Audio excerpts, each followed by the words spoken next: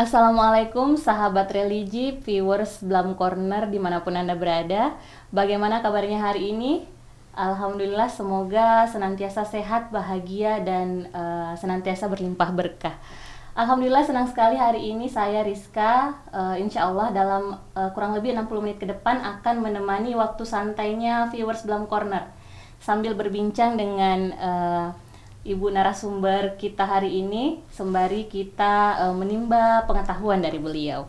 Baik, langsung saja di studio sekarang sudah hadir narasumber kita. Beliau adalah Ibu Dr. Fahimah Ilyas SPD MA. Sebelumnya merupakan peneliti lektur Hasanah Keagamaan yang sekarang sudah berdinas di Badan Riset dan Inovasi Nasional.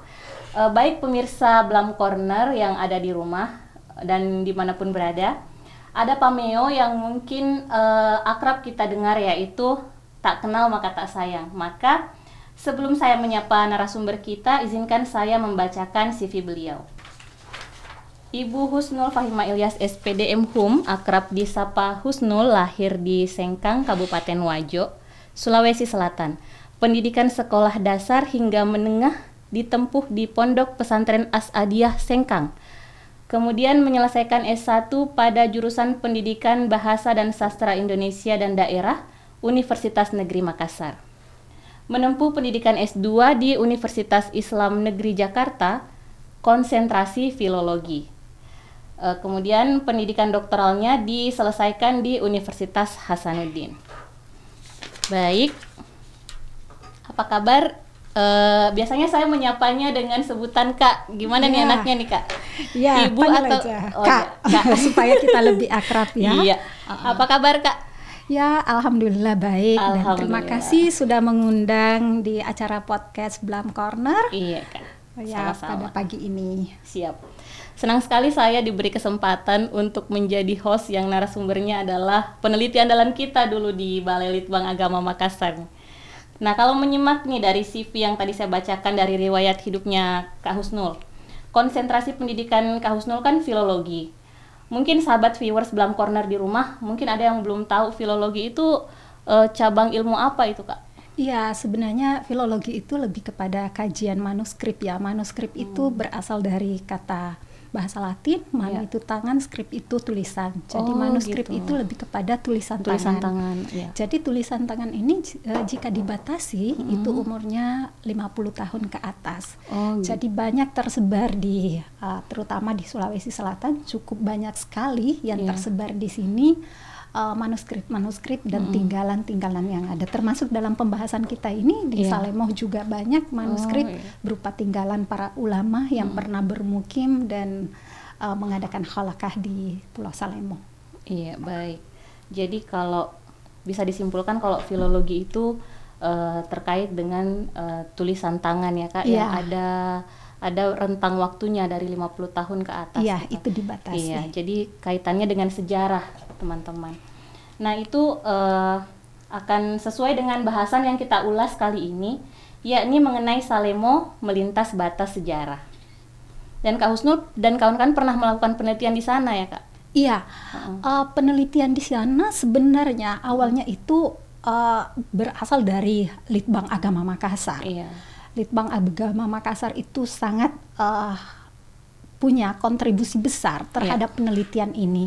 Dan ketika melakukan penelitian dari 2017 tentang jaringan ulama di Sulawesi Selatan, kami dengan tim hari itu berkunjung ke beberapa titik-titik di mana khalaqah itu pernah dilakukan di Sulawesi Selatan. Kemudian ada pendirian madrasah dan salah satu titik yang kami telusuri itu adalah Pulau Salemoh. Hari itu waktu 2017 kami di sana menelusuri, berkunjung, ada 4 orang waktu itu, ada Pak Lasaka, kemudian Pak Dr. Muslimin A.R. Effendi dengan Pak Sarifuddin dan saya sendiri sebagai ketua tim waktu itu berkunjung ke sana. Dan mulai hari itu 2017 kemudian berlanjut 2018 Pemda rencana akan mengadakan penelitian lanjutannya dari hasil riset yang dilakukan oleh Balitbang Agama Makassar.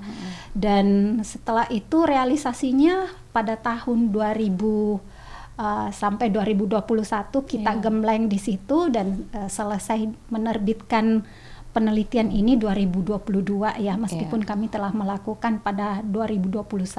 Iya. Dan hal itu mungkin yang mendasari penerbitan buku ini ya? Iya, penerbitan buku itu yang diterbitkan oleh Elkis.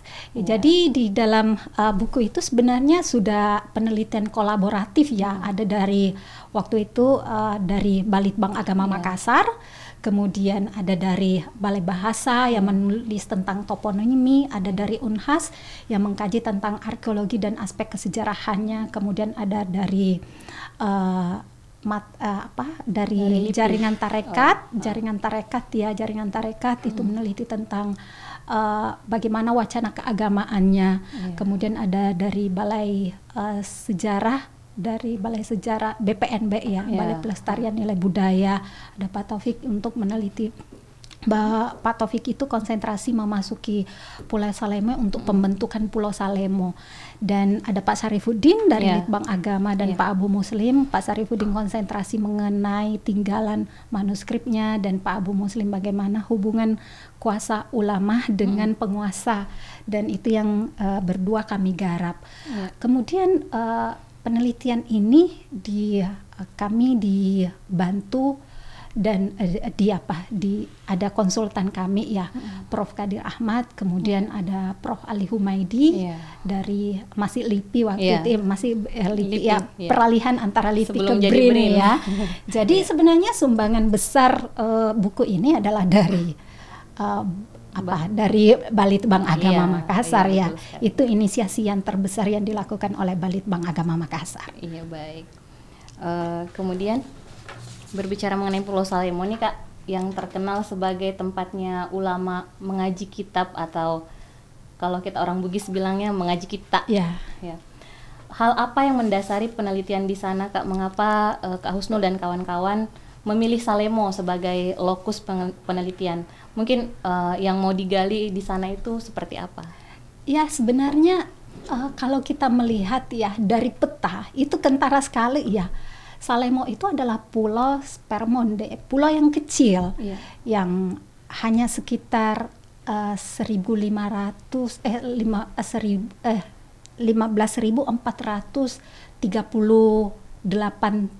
kilometer persegi ya, meter persegi luasnya. Kalau misalnya daerah wilayah perairannya lebih kuranglah 10 kilometer. Jadi cukup kecil sebenarnya pulau ini, namun sumbangan besarnya terhadap pendidikan keagamaan khususnya di Sulawesi Selatan dan Sulawesi Barat itu cukup luar biasa. Dari hasil penelitian sebenarnya yang menarik adalah kenapa pulau ini disebutkan dalam beberapa dokumen kolonial, dan kenapa orang-orang yang ingin berlayar memilih pulau ini untuk berlabuh. Itu yang mendasari, dan kalau kita masuk sangat kompleks di dalamnya ya, cukup kompleks di dalam pulau ini, dari berbagai suku, kemudian berbagai suku sangat heterogen, ada Melayunya, ada Arabnya, ada Tionghoa, ada Cina yang bergabung, ada Bugis Makassar. Dan yang menarik dari hasil penelitian dari lektur keagamaan sebelum kami meneliti itu sudah diteliti oleh salah seorang peneliti senior di Balitbang Agama, Pak Haji Muhammad As'ad.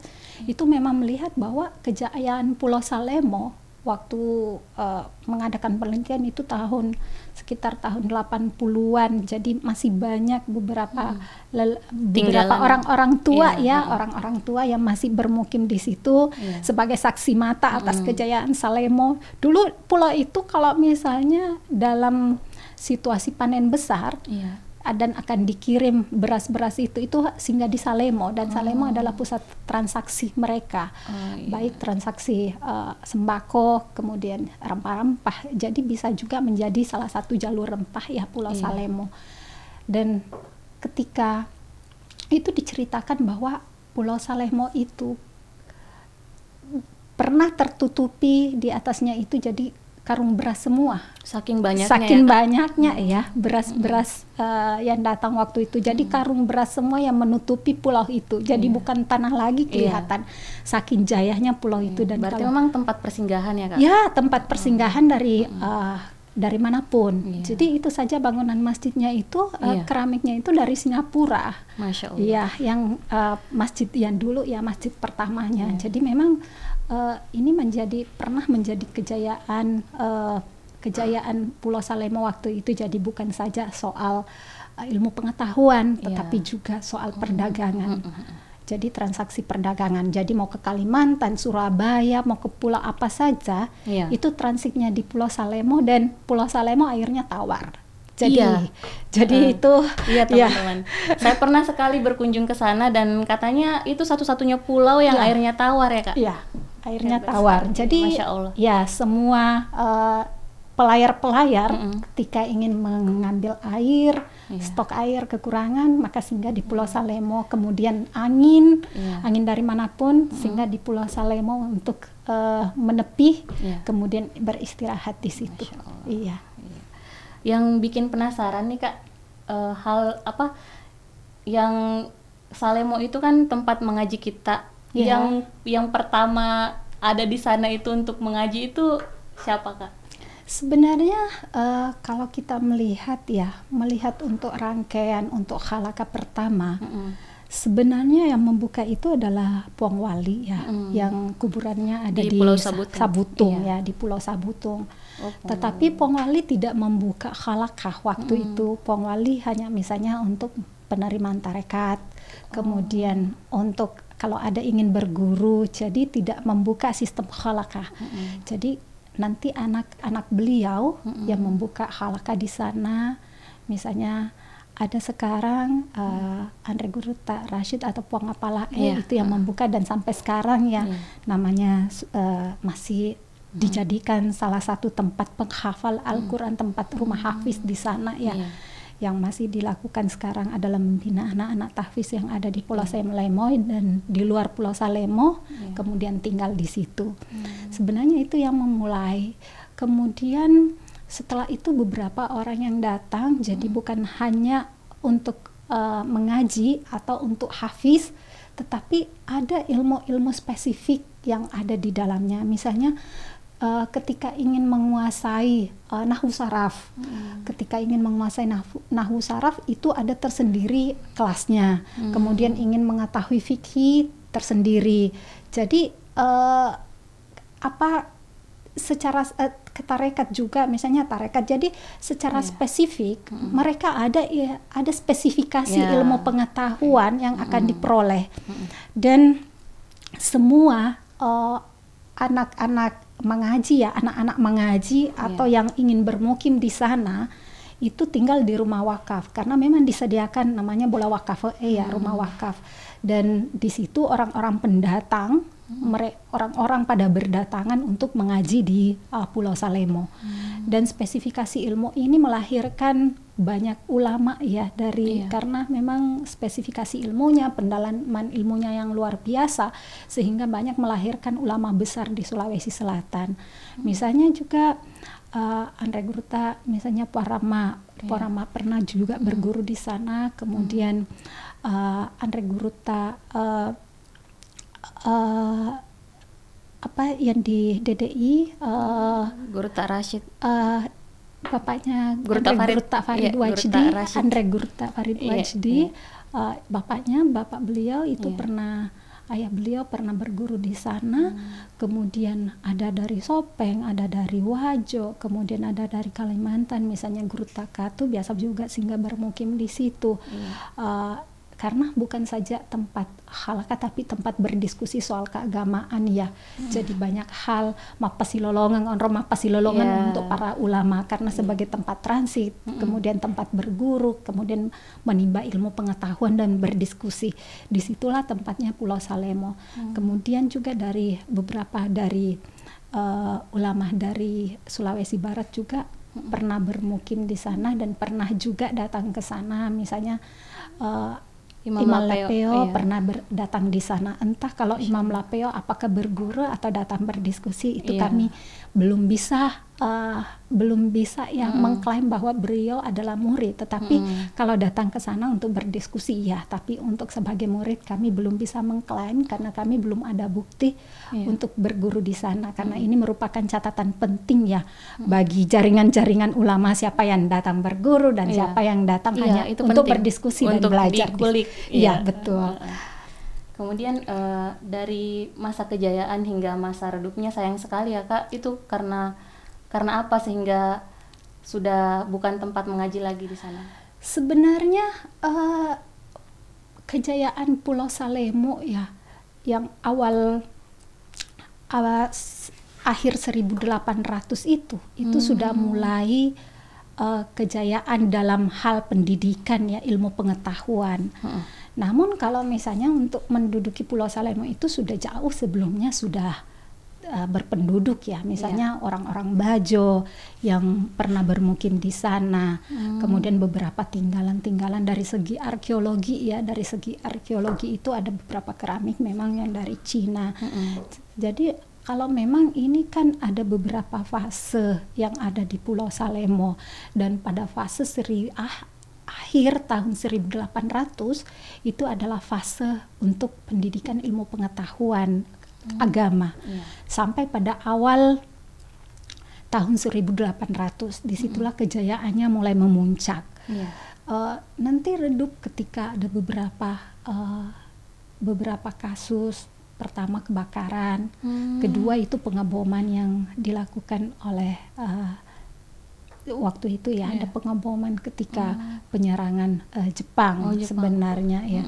Jadi disitulah mulai sebenarnya redupnya Pulau Salemo. Jadi waktu pernah kebakaran, karena kebakaran ini kan ada 2-3 kali terjadi ya. Ketika kebakaran terjadi yang pertama, kemudian sudah stabil kembali lagi. Tetapi pada saat belakangan itu memang sudah tidak ada lagi, pas pertengahan tahun 1900-an lah, di situ sudah mulai redup, dan mungkin ini juga dipacu oleh beberapa pendidikan formal maupun halaqah di tempat lain yang sudah dibuka ya. Karena pada zaman itu ya yang menjadi pusat atau tujuan tempat halaqah itu Salemo, selain juga di Maros bekas dari Bontoala yang pindah ke Maros. Jadi itu yang menjadi tujuan tempat halaqah dulunya.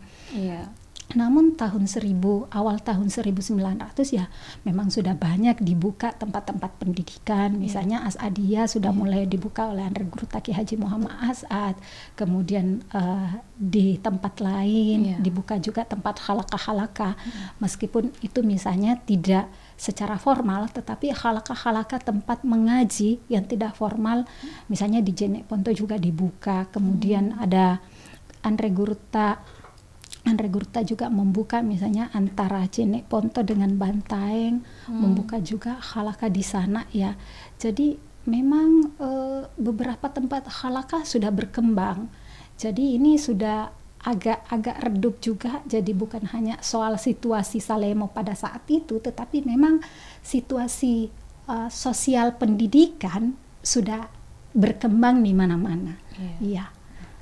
Berarti bisa dikatakan bahwa Salemo ini mempunyai peran yang besar ya Kak terhadap persebaran ulama di Sulawesi Selatan. Betul, punya peranan besar. Karena sebelum ada As'adiyah, ada Mangkoso, di Salemo lah tempatnya para cerdik-cendikia untuk menimba ilmu. Betul. Sebenarnya kita melihat juga ya, bukan saja soal persebaran ulama ini, tetapi soal tinggalan-tinggalan, misalnya tinggalan-tinggalannya yang luar biasa. Banyak misalnya referensi yang digunakan oleh ulama-ulama kita dulu dalam misalnya mengaji kita kan kitab-kitab itu kan dikirim dari Mekah dulunya dari Mekah. Misalnya kan anak-anaknya Gurta, misalnya Pongapalae, Kiai Haji Muhammad Rashid itu kan dari Mekah, dan kitab-kitab yang digunakan untuk mengaji kita itu kan kitab gundul yang berasal dari Mekah, rata-rata dari Mekah. Tetapi di Salemo itu juga terjadi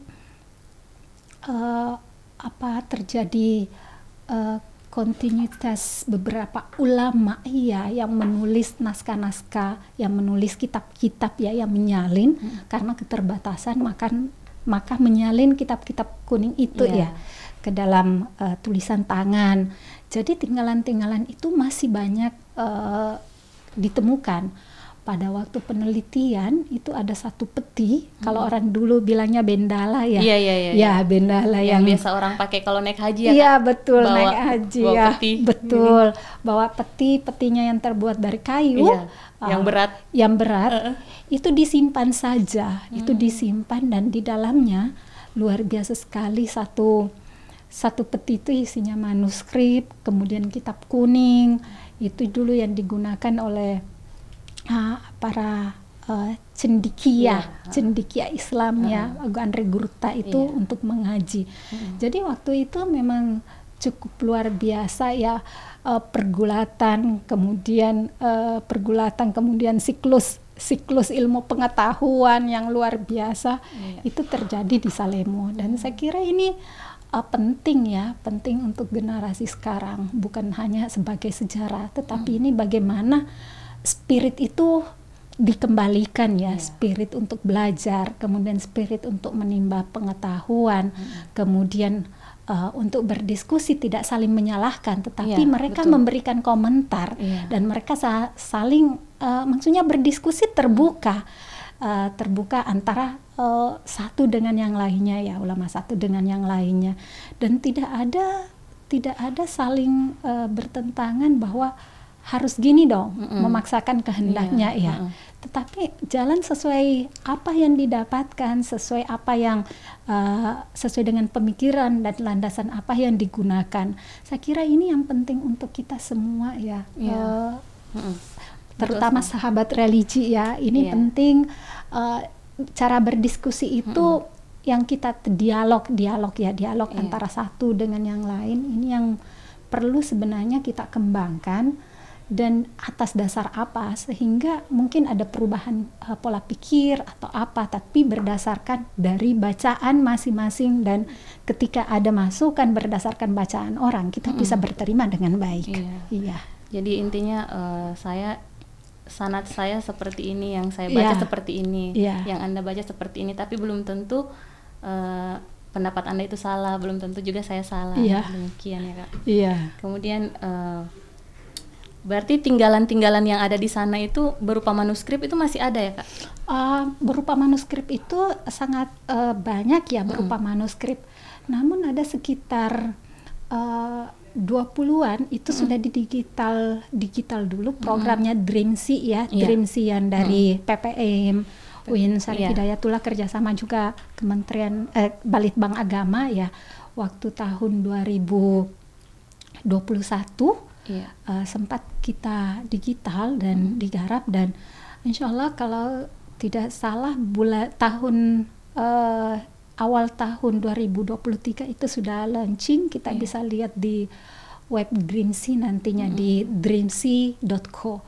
Jadi nanti kita bisa buka dan akses open access dan tidak berbayar. Jadi kita bisa mengkaji nantinya ada di situ. Jadi ada beberapa naskah-naskah yang ada yang sudah di digital yang ada di Pulau Salemo.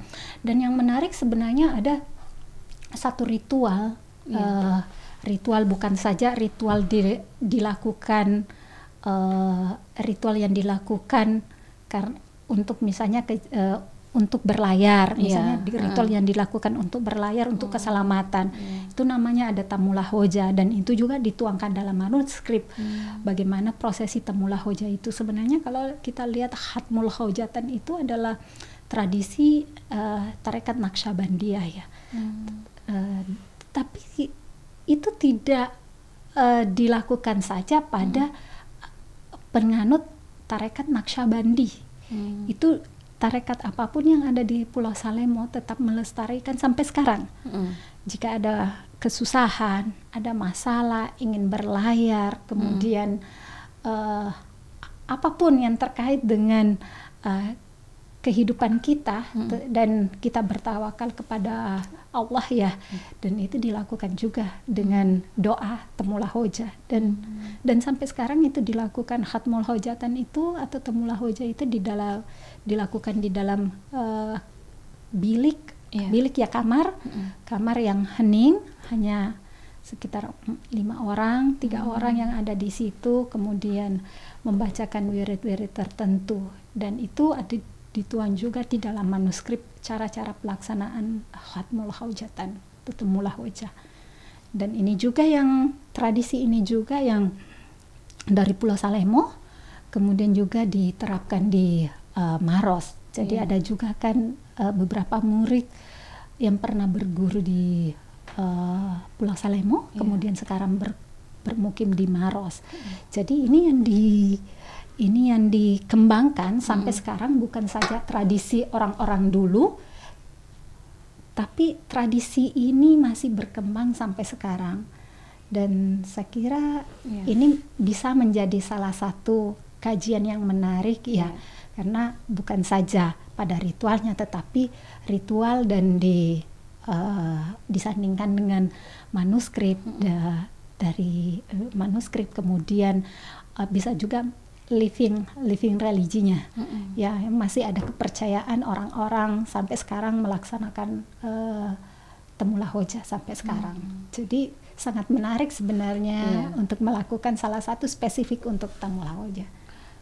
Temulah hojah itu dari tarekat Naksabandia ya? Iya, dari tarekat Naksabandia. Itu berarti dari luar, kemudian diadaptasi di Pulau Salemo. Iya. Itu sejak Powali masih menggunakan itu yang khatmul hojatan ya. Jadi saya kira khatmul hojatan itu bukan saja tradisi yang dilakukan Salemo, tetapi ada beberapa jaringan-jaringan yang dari Pulau Salemo ini juga yang dilakukan masih di tempat lain karena ini jaringan dari sana ya. Kemudian yang ada di sana Kak, yang keturunannya Puang Wali, masihkah menyimpan manuskrip-manuskrip yang yang untuk turunan Puang Wali sekarang cucunya itu tersebar ya.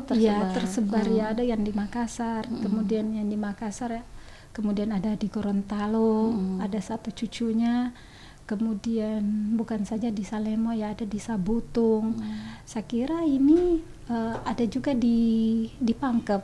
Jadi cucunya ini ada yang menyimpan, ada juga yang tidak ya. Tapi catatannya itu bukan catatan dari Powali, bukan catatan tulisan tangannya Powali, bukan. Tetapi ada beberapa memang catatan kita yang anonimus ya, kita tidak tahu siapa penulisnya, karena orang-orang dulu kan tidak menyertakan bahwa saya yang menulis ini, beda yang sekarang ini penulisnya ya. Orang-orang dulu tidak pernah, hampir rata-rata hampir tidak pernah menyebutkan, tetapi ada juga yang menyebutkan bahwa ini yang menulisnya dari hamba yang fakir, kemudian hamba yang lemah. Jadi selalu menyebutkan itu, kemudian menyebutkan namanya.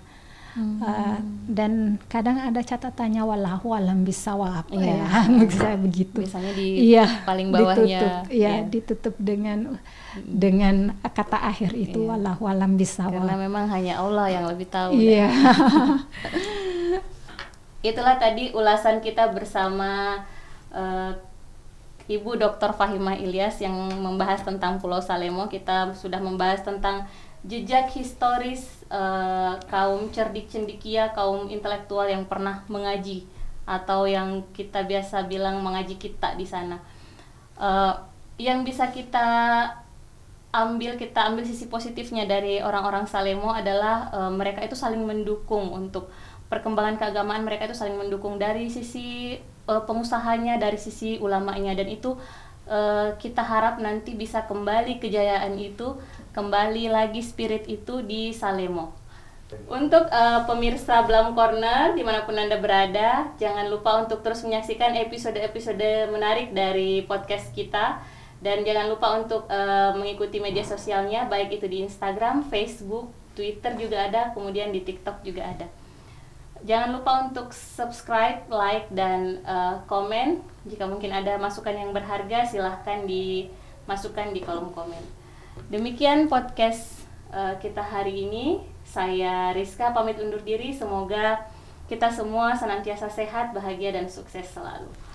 Terima kasih juga untuk Kak Husnul yang sudah menyempatkan waktunya. Ya, terima kasih. Salam religi. Salam religi.